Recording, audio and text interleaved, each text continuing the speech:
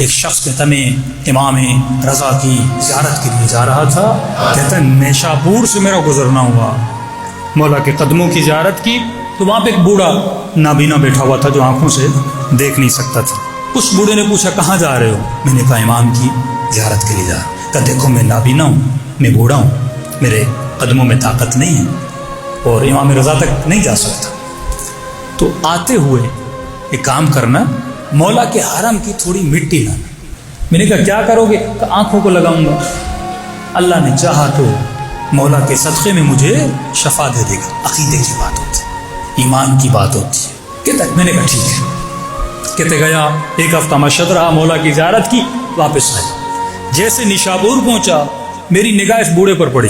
کہتا اب میں بھول گیا امام کے حرم سے مٹی اٹھا۔ اب جیسے بوڑھے کو دیکھا افسوس ہوا، میں بھول گیا۔ اب میں نے کہا ایسے یاد نہیں ہوگا، چلو میں سلام کر دیتا ہوں۔ ہفتہ گزر گیا، اس نے ایسے بول دیا، میں بھی بھول گیا، یقیناً اس کو یاد بھی نہیں ہوگا یا میری آواز نہیں پہچانے گا، میں ایسے ہی جا کے سلام کرتا ہوں۔ کہتا میں آگے بڑھا، میں نے کہا السلام علیکم۔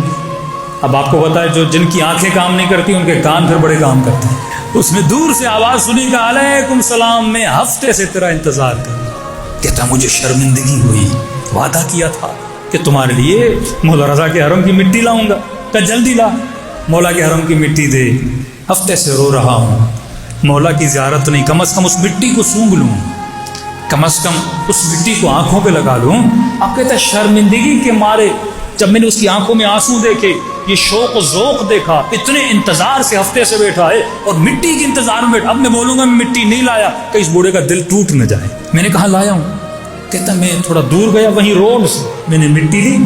میں نے کہا نابینا اسے کیا پتا مشہد کی مٹی ہے یا نیشاپور کی مٹی ہے، میں نے لا کے اس بوڑھے کو دے دی۔ کہتا اس بوڑھے نے اٹھائی اور روتے ہوئے اس نے اسی مٹی کو اپنی آنکھوں پہ ملنا شروع کر دیا۔